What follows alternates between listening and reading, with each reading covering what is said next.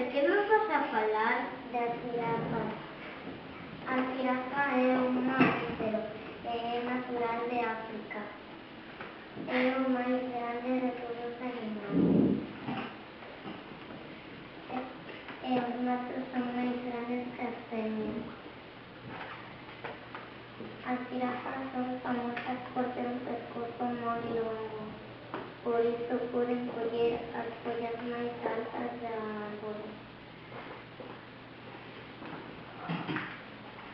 Ter dous cornos pequeniños que apenas se lle notan. E ter a lingua de cor negro. Elas viven en grupos de 20 ou 30. Todas jóvenes porque cando son vellas queren estar soas. Teñen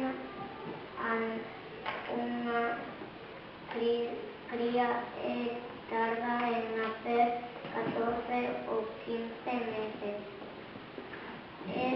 As súas primeiras semanas de vida, entre 20 ou 25 anos, xa as xirafas pasan comendo todo o día.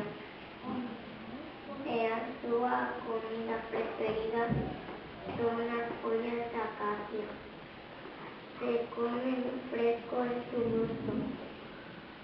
Poden pasar moito tempo sin beber.